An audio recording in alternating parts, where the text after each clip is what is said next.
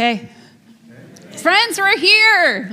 We're here. Woo, it feels good. You know, it's that moment where fall is just beginning to fling, right? We're here, and it would actually feel kind of gloriously summer-like, if not for the smoky apocalypse happening right now around us. So interesting. So I hope that you had got some clean air to breathe yesterday and that you do today as well. Man, also, even if you nor anyone really close to you technically went back to school this week, you still feel it, right? We're back to school, back to work, reel it all in, guys. Summer's over, right? We're in that energy. There's a rhythm that comes with that of routine that we're feeling drawn back into as we flip the calendar into September, right? Which means we also get to get back to it here together at Salt House, which is so great. So welcome any guests who might be rolling in person here and worshiping from home as you search for a church to find some rhythm with. We're glad that you're here. Folks returning who have been here for a while, so glad to see you. Yay. Some good faces, so glad. So I love this energy of the fall. And as I found myself, sorry, I just noticed Ryan eating popcorn in the front row, and it's awesome. Okay, yeah, hanging on every word. So as I found myself just praying and preparing for our fall together, I was just asking God this question, God, what do we need right now? What do we need to hear? What do we need to talk about? What could our experience of worship be like together right now in order for you, God, to form us in all the ways that you are forming us? And a few things began to click into place for me. So one of them was this video clip that I saw of Fred Rogers. We know him as Mr. Rogers, yeah? And he was on the Charlie Rose show. So just listen to what he says. I'm very concerned that our society is much more interested in information than wonder, in noise rather than silence. How do we do that? I mean, in our business, yours and mine, how do we encourage reflection?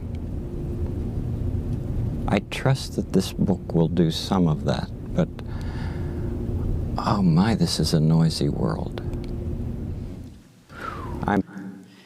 So with the noise of our world and lives, for him to say that doesn't just, in those simple words, it does not just ring true for us right now.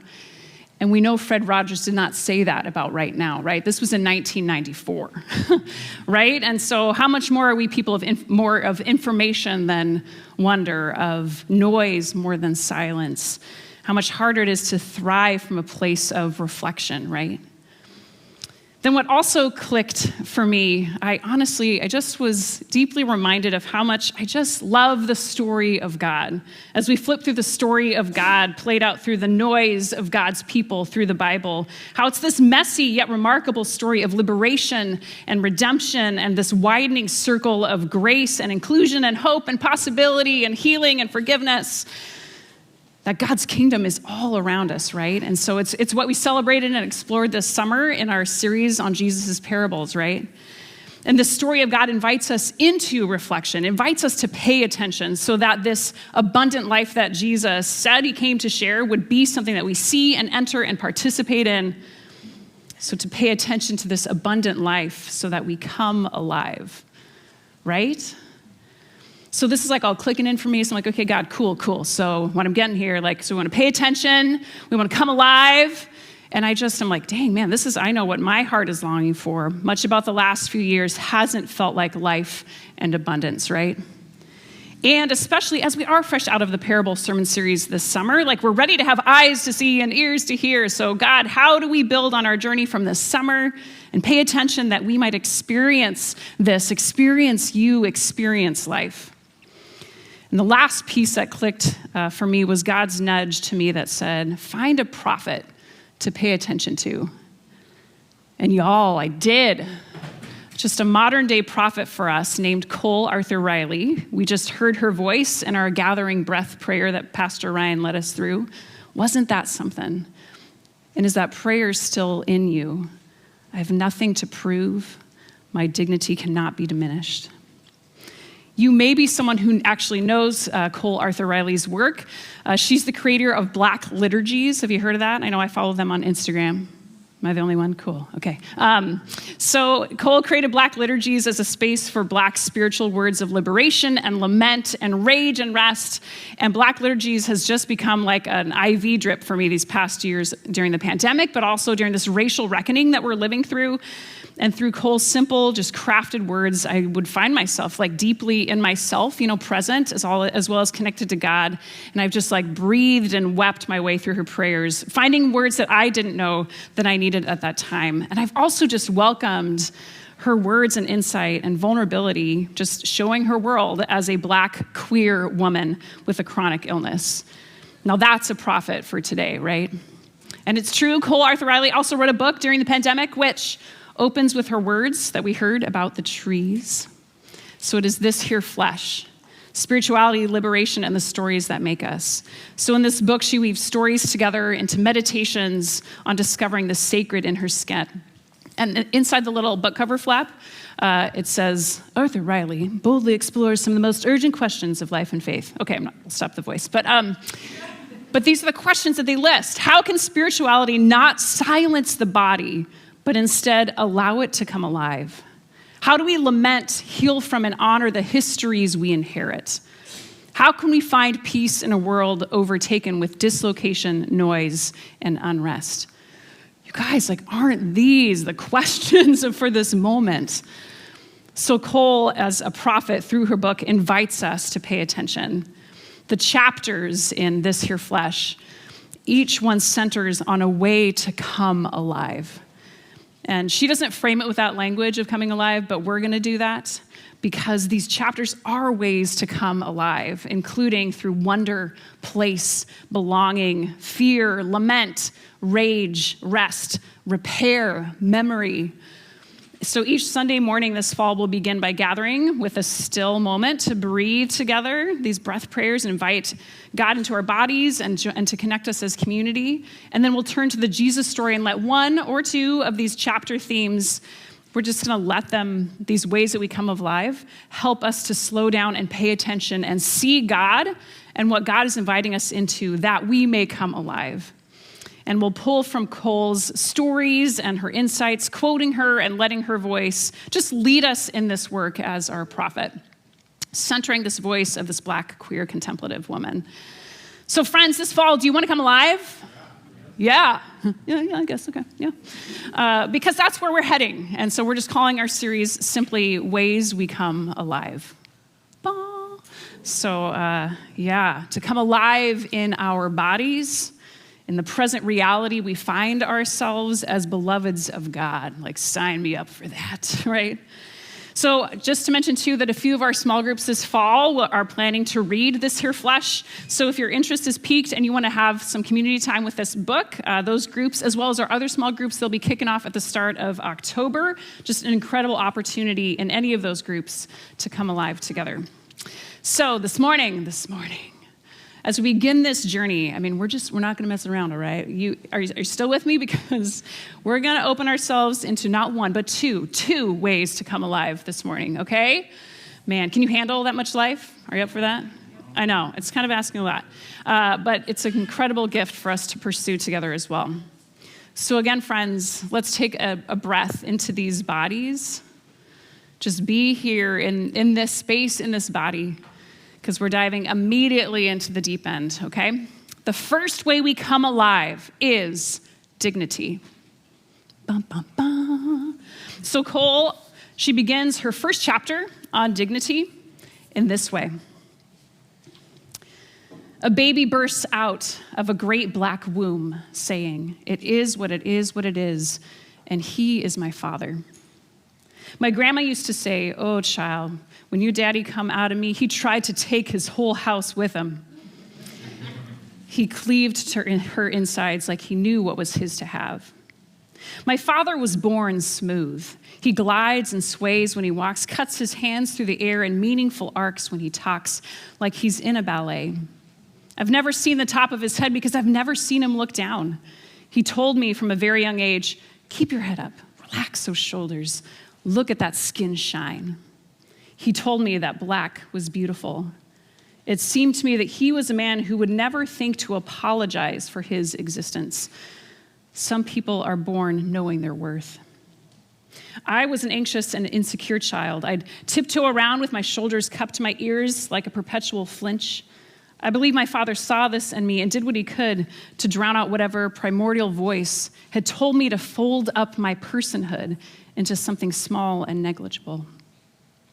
Every morning, he'd squeeze my sister and me in between his legs as he methodically parted our hair and laid grease on our scalps. He'd spend what felt like hours propped up in his chair, leaving us with braids stretching in all directions, barrettes and bollies gripping the thick black curls. When he finished, he would lick both thumbs and press them against our shaggy eyebrows and say, "You look good, honey. Do you feel good?" This was our ritual, and in time, it formed us. Cole goes on later. From the womb, we must repeat with regularity that to love ourselves is to survive. I believe that is what my father wanted for me and knew I would so desperately need, a tool for survival, the truth of my dignity named like a mercy each morning. I cannot say with precision when I came to believe him, or if I ever truly have, but the knowledge began with my father and stretches back into God. The origin story of the world and the dark and stars that hold it is one of dignity.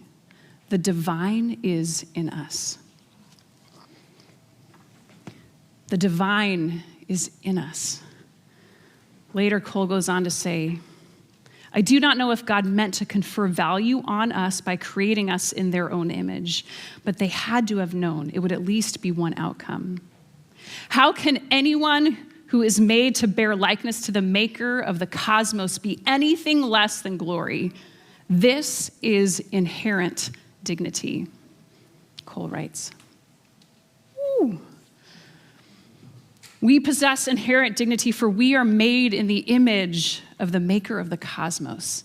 Like, we want to come alive? Well, there's a beginning to it in dignity. It is a tool for survival, she says. When we lay claim to dignity that is ours inherently, glory. And we know this, right? We know we're made in the image of God, or at least we've been told. And what we also hear ceaselessly too, though, is about dignity that is bound to our usefulness. Dignity entwined with how much we can do. Like just this week, have you had feelings of lacking, of not doing enough or being enough, of measuring up? This happens as our dignity is entwined wrongfully in our productivity, right? And we absolutely can bear the image of God in what we do by living out our faith in our labor. Our dignity can involve our doing, but it is foremost in our very being.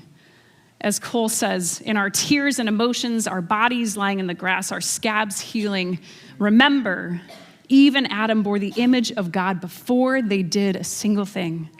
How remarkable. Then for Adam and Eve, as they chose to eat from the tree against what they were told, and when they hide their own bodies, the conversation we usually have about that moment are about doom and the consequences and the curse imparted by God after humans eat from this tree. Side note, last spring, y'all know, Salt House, we hashed out original blessing as our beginnings, not original sin, so go back if you need to, a little refresher on that. But what I like about what Cole had to say about this, that in Genesis 1 and 2, and even Adam's shame, she points out how no one ever told her the story of a God who kneels and makes clothes out of animal skin. No one spoke to her of the tenderness of that moment. In the garden, when shame had replaced Eve's and Adam's dignity, how God became a seamstress. God took the skin off an animal, which we have to wonder, did God make the first kill of God's own creation? To make something that would allow humans to stand in the presence of their maker and one another again. Wow. Notice how God didn't just tell them, come out of hiding, stop being silly. I'm the one who made you. I've seen every part of you. Don't worry about it, right? God doesn't say that in the story, or at least we don't know if God did. But we do know that God went to great lengths to help them stand unashamed. I wish I had Cole's dad hanging out in my house with the fresh mercy every morning, right? That he would be there to smooth my eyebrows and look into my eyes, Remind me of my inherent worth. Don't you just love that story, that image?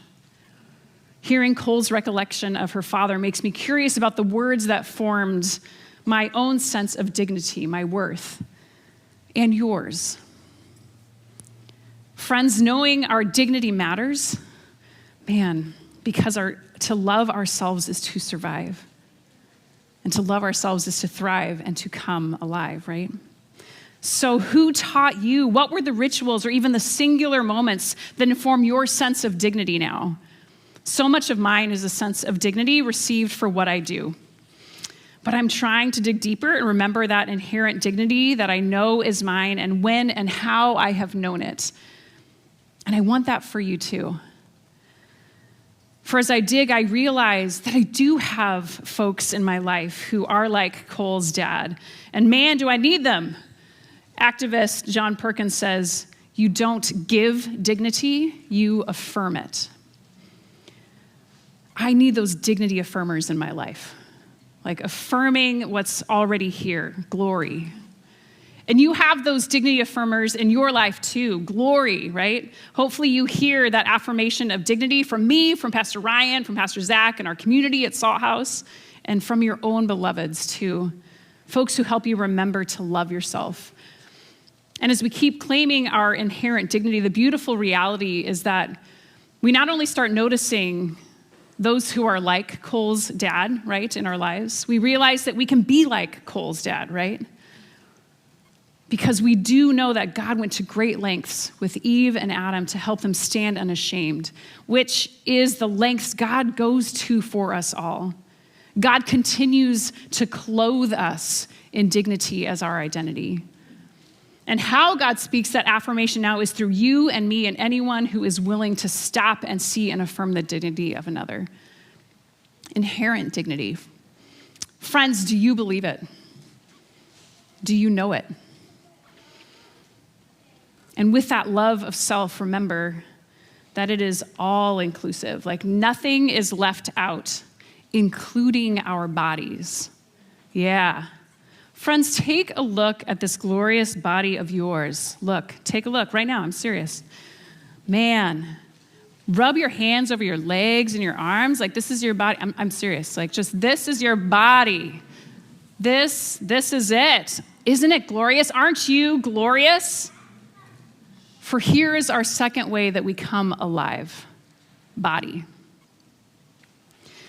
The gospel, the good news of Jesus, this God who comes to us in a body of flesh and blood, who was formed in the uterus of a woman who birthed him and fed him from her breast. This gospel, we know of our incarnational God, has been so twisted over the centuries.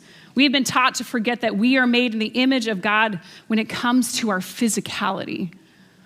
We're told in the pursuit of the spiritual, it's necessary to become neglectful of the physical. It is Christian escapism. We see it on bumper stickers like, this place is not my home, right? That God is somewhere else, waiting for us to evacuate out of this world, out of our bodies, and that's just not it.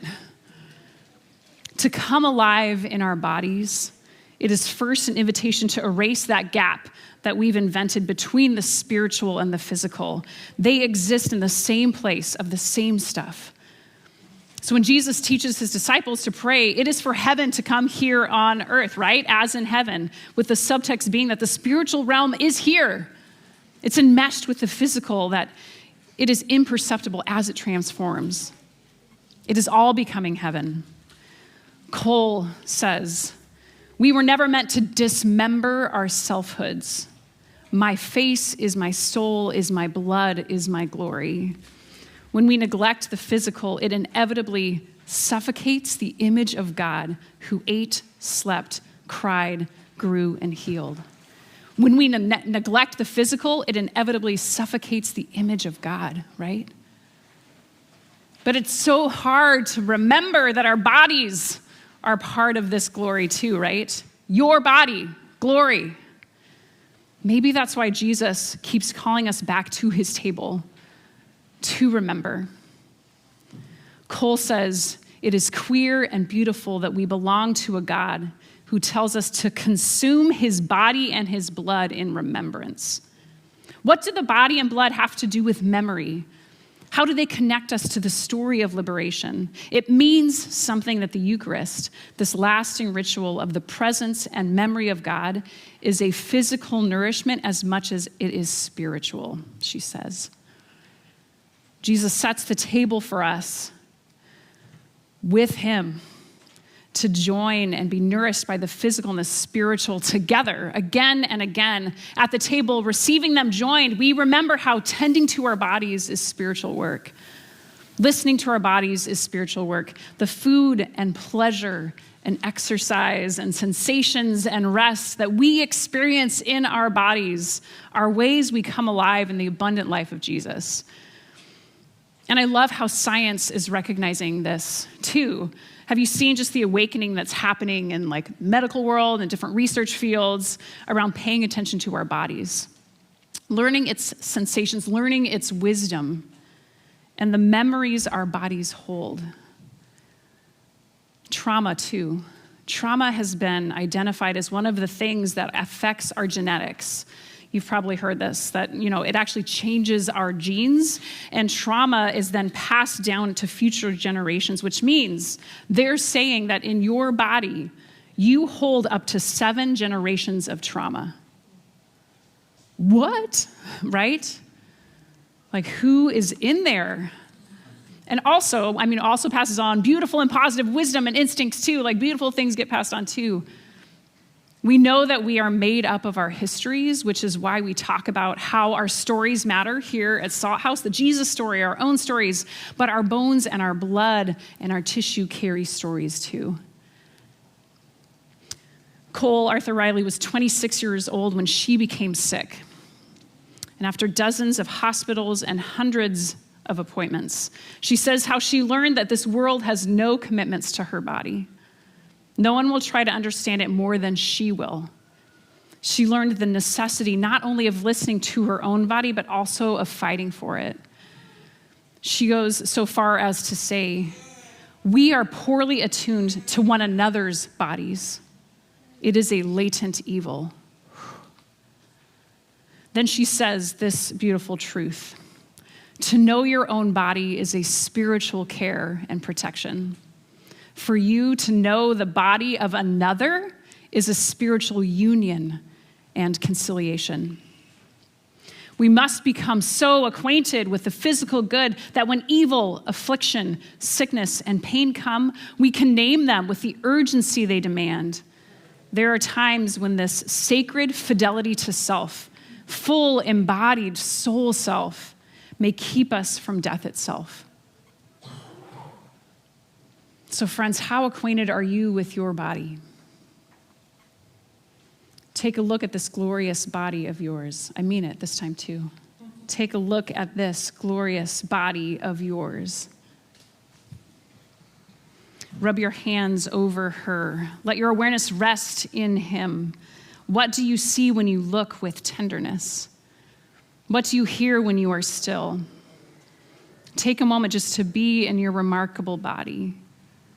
Again, as Cole says, it's a matter of life and death to know our bodies. And begin to ask this glorious body of yours, like what and whose stories do you carry? In what ways do you struggle with your body? How have you silenced your body because of shame or fear or pain? What hides in them, in this body, your body? And what would it look like to love your body as it is and to hold a sacred fidelity to self, fully embodied soul self? Ooh. Cole closes her chapter on body this way that we come alive in our body. She says, you want to tell me to love God? Ask me when I've last eaten. Come now, do you want me to tell you a prayer? You'll find it in the blood beating from heart to head, to toe and home again. Don't ask me of salvation. Listen to the hum of my chest as I now fall asleep. I cannot see the face of God by rejecting my own. Could it be that our first glimpse of the face of God begins when we dare to see the dignity, beauty, wholeness in our own? That sure sounds like a way for us to come alive. As we close this sermon time, I just ask you to stay with your body and also to get a little curious about what's coming up for you. Like, what is coming up in this time? How is God inviting you into life? And to really sit with that until you have an answer, to let God meet you with something for today, something that moves you on in this way to come alive. Maybe simply just an idea or a word that you want to continue to meditate on, or an insight that really soothes your soul, or a memory that came up that you want to pay attention to or even cherish, or a new way that you want to live. We want to capture these ways that we come alive, being intentional at the ends of our sermon times, just like naming the things that God is stirring up in us. We want to do that through the Sundays this fall. So you're invited in a few minutes to come and write down a word, to name it and remember it. And how we're going to do that, there's a little cart over there, and there's some strips of cloth there. So write that word or phrase near the end, letting that be your prayer to come alive. And then you can come on over to our tree branches and you can tie it to the tree. And then we'll fill this tree with life over the course of the fall. You can also just not write anything. We have some strips of cloth here as well, and you can just get one and you can tie it to the tree. Let that be your prayer to come alive, like a sign of the hope that you have in the abundant love of God. But to intentionally kind of make that gesture today. Folks at home, we set up our bulletin page as a place where you can submit your words, and we'll write them on cloth for you and tie them. Or if you just like a blank one, we can also tie those for you. Just make an indication of that and submit it. And you are welcome to come and do this and engage with us, and as we begin to sing in a few minutes, as well as during our communion time, as well as after worship. So friends, what is God saying to you? Inherent dignity, a body that is the dwelling place of God. Can you feel that delight and touch of God today as God smooths your eyebrows, looks you in the eye and says, honey, you look good. Do you feel good? Hear it today that you are good and possess inherent dignity because you are made by and in the image of the maker of the cosmos. You have nothing to prove. Your dignity cannot be diminished. Let that land in you today, in your glorious body. For to love yourself is to survive and to thrive and, yes, to come alive. Amen? Amen. Friends, let's pray. God, we thank you that we shine with your glorious image. Thank you for the dignity inherent in the divinity that we bear. God, meet us with your tenderness now. Settle in us what your Spirit has spoken through this time, that we may deepen into our dignity, that we may snuggle up into your delight, that we with you may come alive. God, we're here. We're listening as we sing.